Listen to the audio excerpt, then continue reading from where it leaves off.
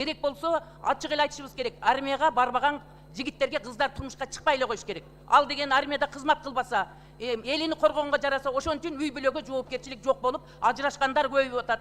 Тирүү жетим балдардын саны көбөйүп атат. Эркек балдарыбыздын мүнөзү жумшак болуп, эрке талтаң болуп, анан жоопкерчиликти сезбестен үй бүлө институту талкаланганы ушундан болуп атат. Эркектерибиз өзүнүн үй бүлөлүк кожоюнчулугун сезиш керек. Ал үчүн армияда сөзсүз түрдө кызмат кылып. Туура, Надира Азимовна, сиз абдан туура айттыңыз. Ырайкандын бир ыры бар.